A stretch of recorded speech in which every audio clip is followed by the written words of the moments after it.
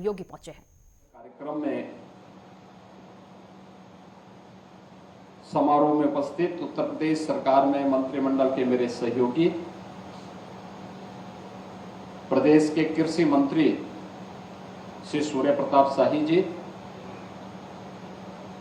प्रदेश सरकार में मंत्रिमंडल के मेरे अन्य सहयोगीगण श्री रविंद्र जायसवाल जी, दयाशंकर मिश्रा दयालु जी,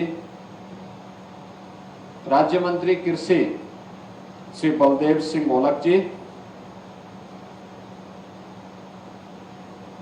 ईरी की director general doctor Yvonne Pinto,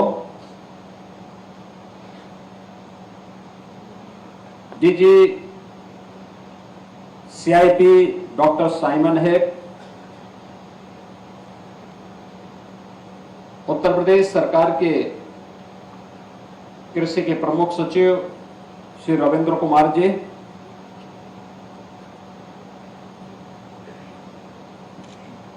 joint secretary Bharat सरकार श्री अजीत कुमार साहू जी,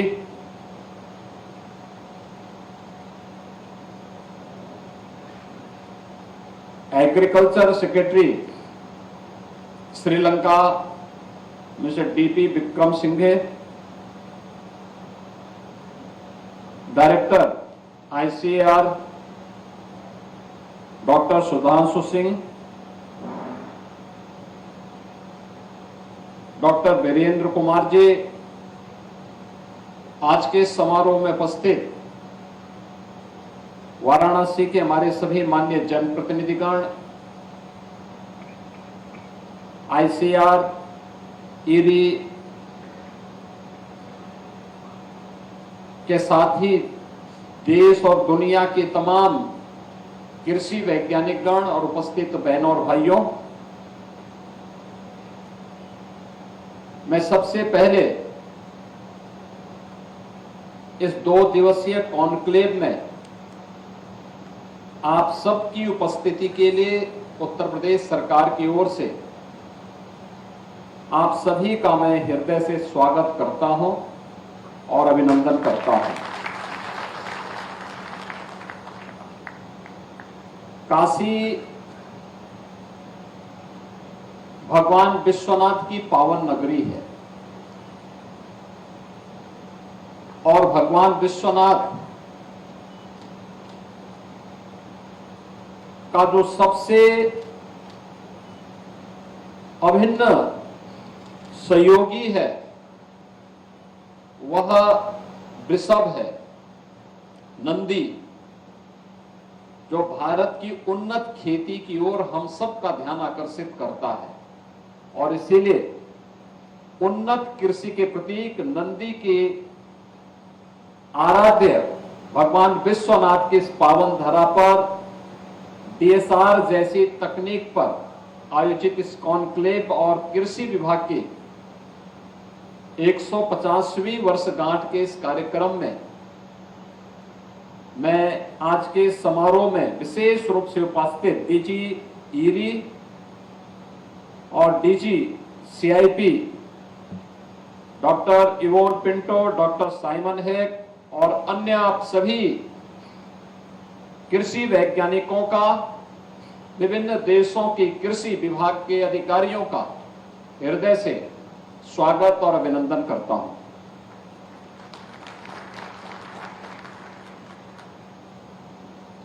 जब हम खेती किसानी की बात करते हैं तो वास्तव में ये आज की नई देन नहीं है। हमें इस बात को याद रखना होगा, भारत के उपनिषद हजारों वर्षों की भारत की ऋषि परंपरा के आध्यात्मिक ज्ञान की एक बड़ी धरोहर है। हमारा उपनिषद कहता है कि अन्नम बहुकुर्वीत तद व्रतम, यानी हजारों वर्ष पहले भारत का ऋषि कहता था कि अन्न बाहुल्य का संपादन, यानी अन्न को बड़ी मात्रा में पैदा करो, और यही हमारा संकल्प होना चाहिए। यह भारत का ऋषि हर भारतीय के लिए कहता रहा है, हर नागरिक के लिए कहता रहा है। और भारत की ऋषि की वाणी के अनुरूप अच्छी कृषि के लिए जो 3 चीजें बहुत महत्वपूर्ण होती हैं, प्राकृतिक उर्वरता खेती में हो, सिंचाई की बेहतर व्यवस्था हो और पर्याप्त मात्रा में धूप हो। और इन तीनों की दृष्टि अगर आप देखेंगे तो भारत अत्यंत उर्वरा भूमि है। भौगोलिक दृष्टि से दुनिया को अगर आप देखेंगे तो दुनिया में सबसे बड़ा विशाल क्षेत्रफल रूसी संघ के पास है। नंबर 2 पर चीन आता है, नंबर 3 पर अमेरिका के पास, यूएस के पास, number 4 Canada, number 5 Brazil, number 6 Australia और नंबर 7 भारत। ये भौगोलिक दृष्टि से। लेकिन कृषि की दृष्टि से आप देखेंगे तो दुनिया के अंदर जितना भी भूभाग है, इसमें से मात्र 10% भूभाग ऐसा है जो कृषि योग्य है। लेकिन दुनिया के अंदर सबसे अधिक भौगोलिक क्षेत्रफल में कृषि योग्य उर्वरा भूमि किसी के पास है, वो भारत के पास है। अकेले भारत के पास 17 करोड़ हेक्टेयर लैंड कृषि योग्य है। और यूएस क्षेत्रफल में भारत से कई गुना बड़ा, लेकिन उसके पास भी लगभग कमोवेश यही क्षेत्रफल है। बाकी अन्य देश इससे काफी कम आते हैं। लेकिन जितना भी कृषि योग्य भूमि है दुनिया के अंदर, उसमें सिंचित भूमि की संख्या बहुत कम है लोगों के पास। अगर आप दुनिया के अंदर देखेंगे तो भारत दुनिया का एक ऐसा देश है जिसके पास 60% भूमि ऐसी है जिसके पास सिंचाई की बेहतरीन व्यवस्था है या सिंचाई की सुविधा जहां पर मौजूद है। दुनिया के अंदर बहुत सारे देशों में अगर आप जाएंगे, कृषि योग्य भूमि है लेकिन उनके पास सिंचाई की सुविधा नहीं है, उतनी अच्छी नहीं है। लेकिन भारत इस दिशा में भी बहुत सौभाग्यशाली है कि उसके पास ये सुविधा, प्रकृति प्रदत्त सुविधा पहले से है या उसके द्वारा हजारों वर्षों की इस विरासत के तहत तैयार भी की गई है। और यही कारण रहा है कि भारत के अंदर खाद्यान्न के उत्पादन के लिए प्राचीन काल से ही भारत का ऋषि ही नहीं, भारत का कृषि उस योग्य थी और भारत का कृषक, भारत का अन्नदाता किसान और भारत का कृषि वैज्ञानिक भी उतना ही आग्रही रहा है। तो जो कृषि वैज्ञानिक आज हम कहते हैं या जिसे आज अब वैज्ञानिक कहते हैं, यही प्राचीन काल का भारत का ऋषि रहा है, कोई ऋषि अलग नहीं है। जो ज्ञान की धरोहर जिसके पास मौजूद है किसी भी क्षेत्र की, और केवल ज्ञान विज्ञान का ही नहीं है, वो एग्रीकल्चर के फील्ड में हो सकता है, शिक्षा के क्षेत्र में, स्वास्थ्य के क्षेत्र में, जीवन के किसी भी क्षेत्र में जो कुछ अलग से दे रहा है, लीक से हट करके कुछ नया दे रहा है, वही ऋषि है। और भारत की ऋषि परंपरा ने सदैव से इसका सम्मान किया है। अगर भारत के अंदर आप देखेंगे तो उत्तर प्रदेश इस मामले में सर्वाधिक सौभाग्यशाली है। मैं यहां पर जो हमारे कृषि वैज्ञानिक देश और दुनिया से आए हैं उन सब का ध्यान इस बारे में आकर्षित करना चाहूंगा कि भारत के अंदर कृषि योग्य भूमि कुल भारत के क्षेत्रफल का हमारे पास जो हिस्सा आता है मात्र 11% आता है। उत्तर प्रदेश के पास 11% भूभाग है और भारत की 17% जनसंख्या इसमें निवास भी करती है। 25 करोड़ की आबादी अकेले उत्तर प्रदेश में निवास करती है। लेकिन उत्तर प्रदेश इस 11% भूमि में देश का कुल खाद्यान्न का 21% उत्पादन करता है। भारत के खाद्यान्न उत्पादन का 21% योगदान अकेले उत्तर प्रदेश करता है। और उत्तर प्रदेश ने इस दिशा में पिछले आजादी के बाद पिछले 75 वर्षों में एक लंबी छलांग लगाई, एक लंबी छलांग लगाई। पिछले 11 वर्षों में देश के अंदर कृषि और कृषि के क्षेत्र में क्रांतिकारी परिवर्तन हुए हैं। क्रांतिकारी परिवर्तन इस दिशा में हुए हैं कि पहली बार हमारा ऋषि ये भी कहता रहा है, माता भूमि पुत्रोहम पृथिव्या, यानी ये धरती हमारी माता है, हम सब इसके पुत्र हैं। लेकिन हम खेती बाड़ी करते थे, लेकिन धरती माता के स्वास्थ्य का ध्यान नहीं रखते थे। प्रधानमंत्री मोदी जी ने पहली बार सॉइल हेल्थ कार्ड अनिवार्य किया देश के अंदर, और भी फ्री में देश के सभी किसानों के लिए। भारत के अंदर किसानों को कृषि बीमा के साथ जोड़ा। भारत के किसानों को प्रधानमंत्री कृषि सिंचाई की योजना के साथ जोड़ा। भारत के अंदर लागत का 1.5 गुना एमएसपी अन्नदाता किसानों को देने की गारंटी प्रधानमंत्री मोदी जी ने दी। भारत के अंदर पहली बार भारत के 10 करोड़ किसानों को हर वर्ष प्रधानमंत्री किसान सम्मान निधि का लाभ भी प्राप्त होता है।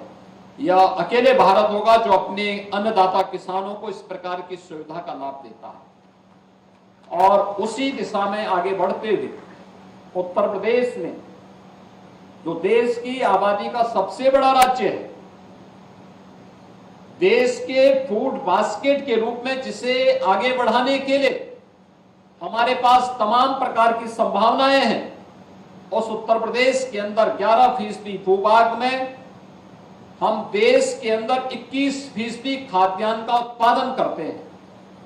इसमें हमारे अब तक 4 कृषि विश्वविद्यालय राज्य सरकार की ओर से, 2 कृषि विश्वविद्यालय भारत सरकार की ओर से, 1 निजी कृषि विश्वविद्यालय और 89 कृषि विज्ञान केंद्र तो इसमें सहयोग कर ही रहे थे। 2018 में प्रधानमंत्री मोदी जी की अनुकंपा से यहां पर ईरी का यह सेंटर वाराणसी में खुल करके इसने एक बड़ी भूमिका का निर्वहन हमें किया है, उत्तर प्रदेश के लिए किया है, देश के लिए किया है। मैं देखता हूं डॉक्टर सुधांशु लगातार किस फील्ड में क्या काम हो रहा है, राइस के लिए कौन सी नई वैरायटी उपयोगी हो सकती है, क्लाइमेट चेंज के इस दौर में हम कौन सी वैरायटी को लें और कौन सी उपयोगी हो सकती है, इन सब के बारे में निरंतर कार्य कर रहे हैं। और उसका लाभ उत्तर प्रदेश के हमारे कृषि वैज्ञानिकों के साथ साथ कृषि संस्थानों को और उत्तर प्रदेश के विभिन्न संस्थानों के साथ साथ देश के तमाम कृषि संस्थानों को इसका लाभ हमें वर्तमान में प्राप्त हो रहा है।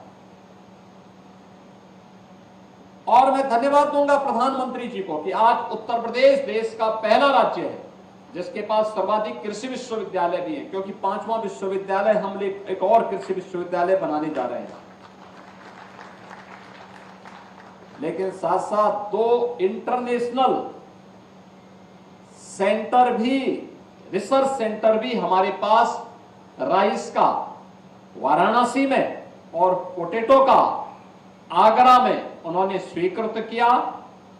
International rice research institute Varanasi 2018 से सफलतापूर्वक कार्य कर रहा है और आज यहां पर हमारे पास DGCIP डॉक्टर साइमन हेक भी आए हैं।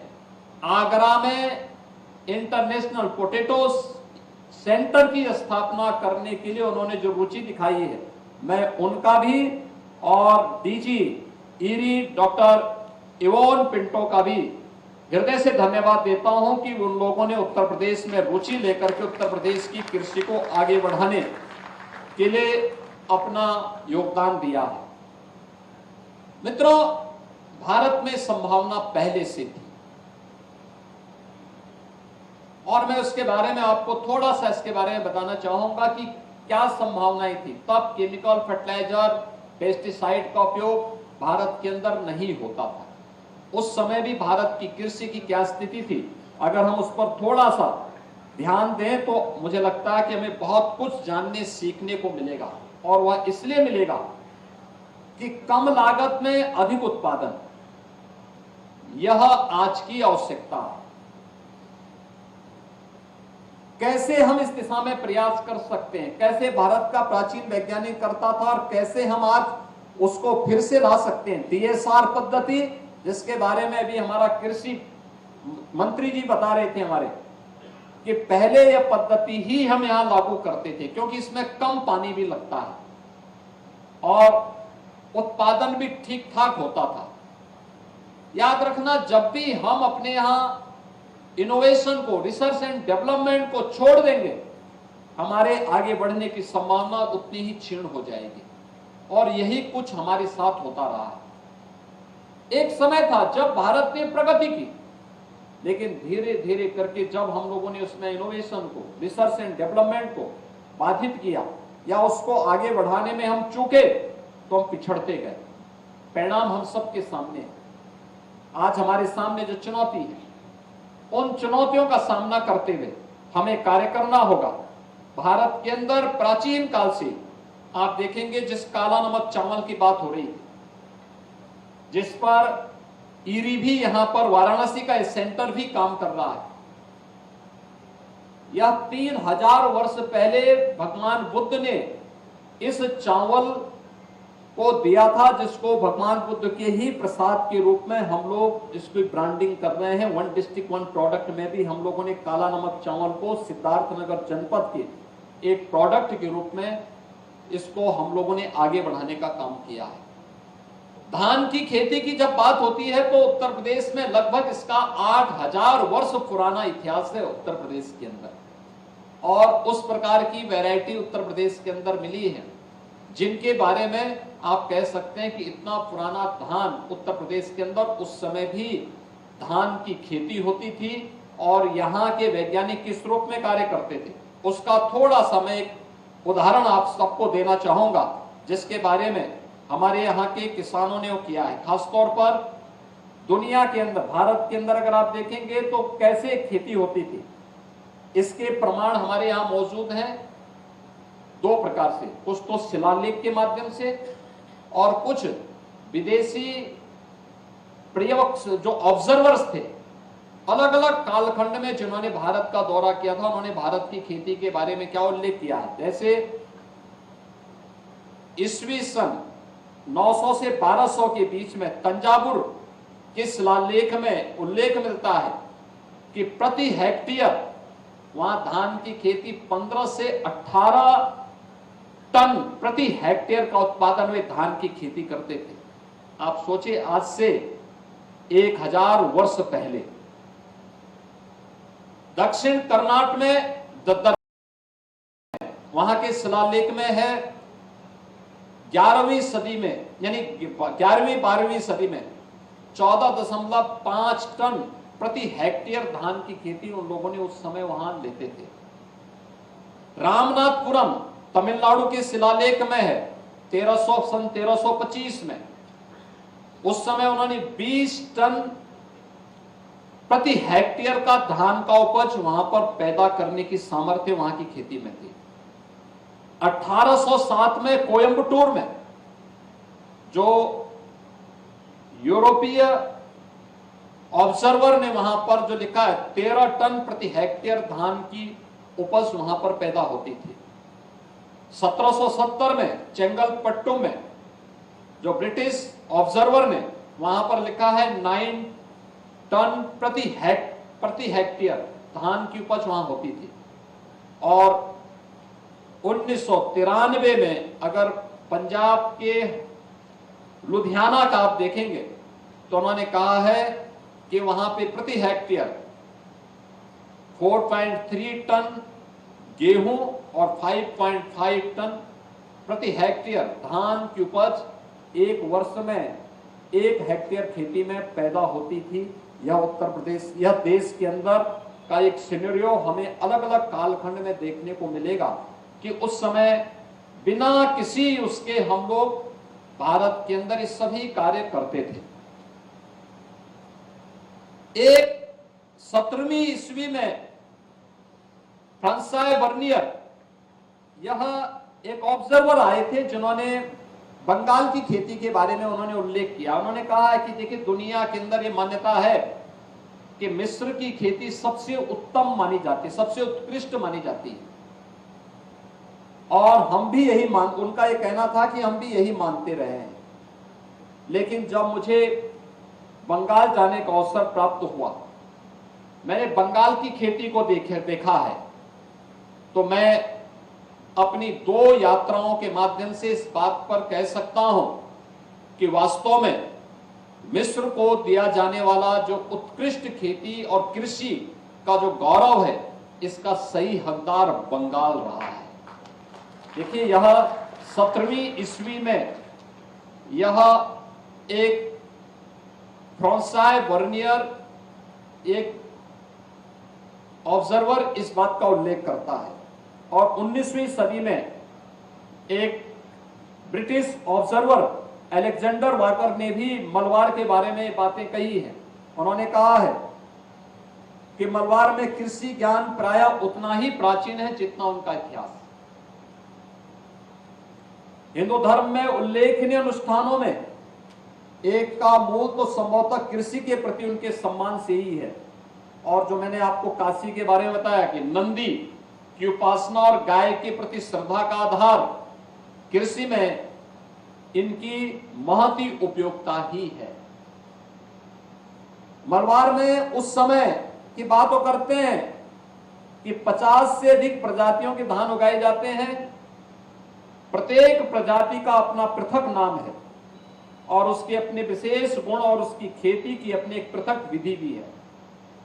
कुछ प्रजातियां केवल पहाड़ों में उगती है, उसके लिए सिंचाई की विशेष आवश्यकता नहीं होती। जो डीएसआर की आप बात कर रहे हैं, ये 100 वर्ष पहले भी इसके बारे में, मलाबार के बारे में भी ये बात आती है, और हमारे उत्तर भारत में तो हर जगह यही इसी प्रकार की खेती होती थी। एक ऐसी भी प्रजाति है जिसका प्रवर्धन कलम लगा करके किया जाता है। मलबार से बाहर मैंने धान के प्रवर्धन की इस विधि का उल्लेख कहीं नहीं सुना। ये भारत के अंदर कृषि के बारे में भारत जो विदेशी ऑब्जर्वर रहे हैं, उनकी राय इस रूप में भारत के साथ जुड़ी रही है। अगर हम उत्तर प्रदेश की बात करते हैं तो वास्तव में यह उत्तर प्रदेश के अंदर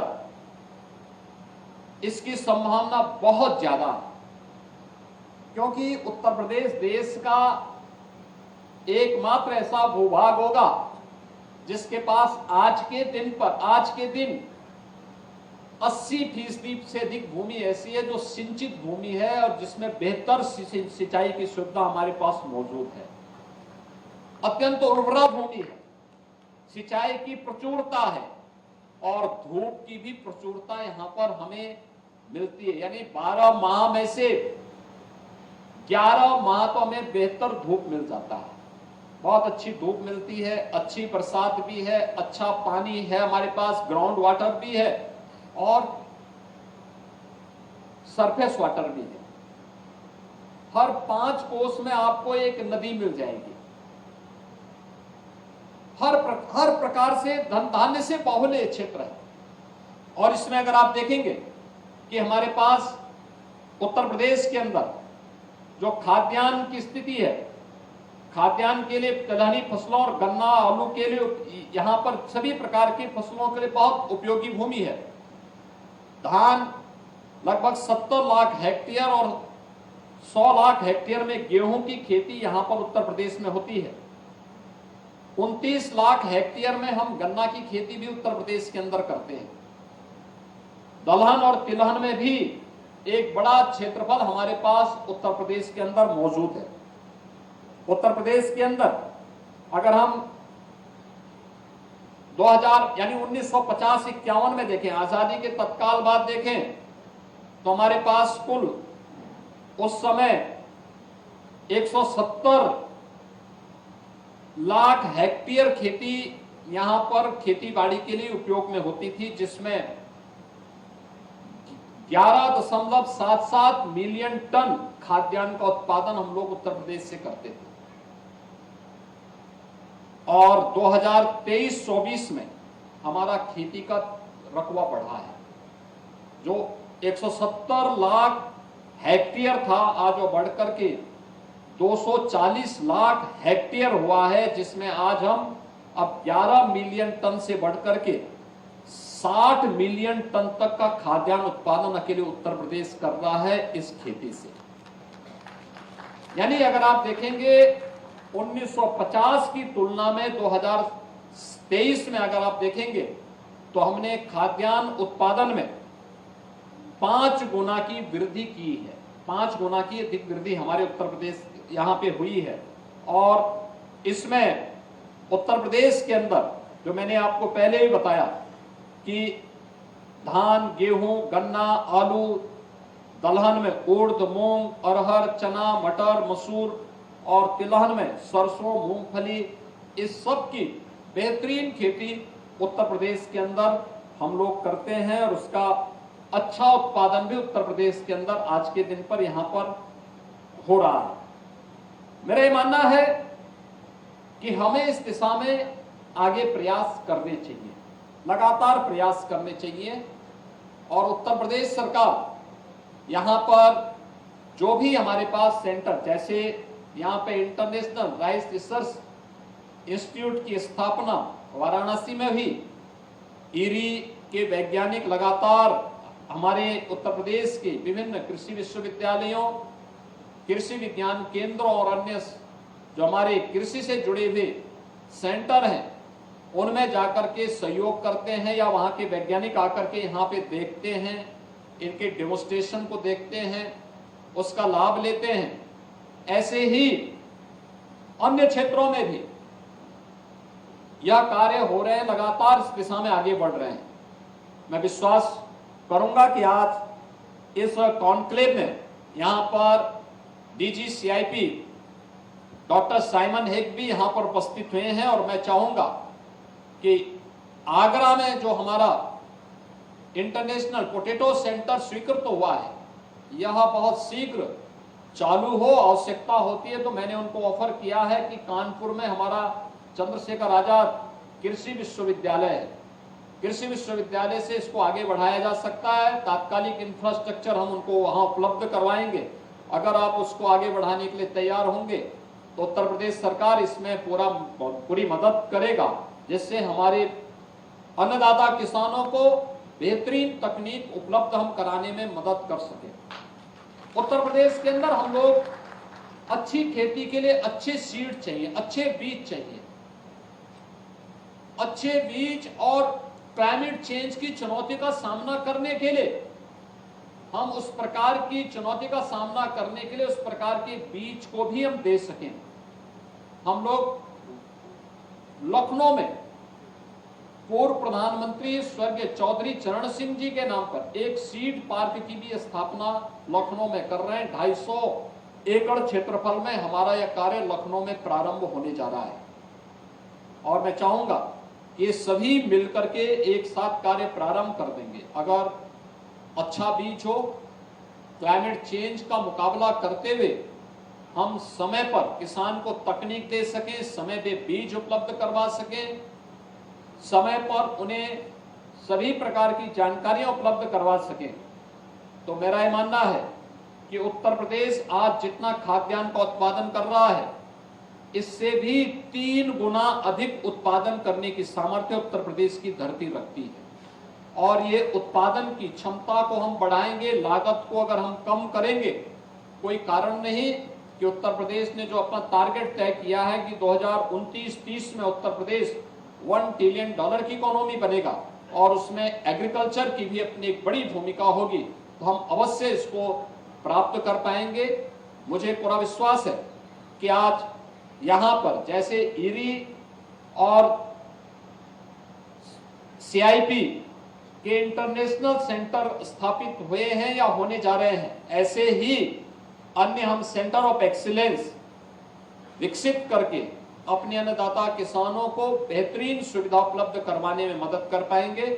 और कोई कारण नहीं कि उत्तर प्रदेश भारत का फूड बास्केट न बन जाए, अवश्य बन सकता है। और भारत ही नहीं, वैश्विक फूड बास्केट के रूप में उत्तर प्रदेश को आगे बढ़ाने में हम भरपूर सहयोग करने में पूरा योगदान देंगे। इन शब्दों के साथ मैं एक बार फिर से यहां पर आए हुए सभी अपने उन वैज्ञानिकों का जो विशेष रूप से क्लाइमेट चेंज की चुनौती, DSR जैसी पद्धति और अन्य एग्रीकल्चर के सामने आने वाली उन चुनौतियों का मुकाबला करने के साथ साथ हमें किस प्रकार की परिस्थितियों का सामना करते हुए कार्यक्रम आगे बढ़ाने हैं, इस पर चिंतन कर रहे हैं। और सौभाग्य इस बात का है कि प्रधानमंत्री जी ने भी भारत के कृषि वैज्ञानिकों को इस बारे में आग्रह किया कि अब तक आप अपनी ICR की लैब में या अपने विश्वविद्यालयों की लैब्स में अपना शोध करते थे, अब उस लैब टू लैंड के इस कार्यक्रम के साथ 27 मई से 12 जून तक हर कृषि वैज्ञानिक फील्ड में उतर करके उन्होंने इस दिशा में कार्य प्रारंभ किया था, किसानों के बीच संवाद किया था, उनके खेतों में जाकर के उनकी मेहनत के साथ अपने अनुसंधान को जोड़ने का काम किया था। तो लैब टू लैंड के इस कार्यक्रम के साथ हमारे सभी वैज्ञानिक जुड़ेंगे तो उसके बेहतर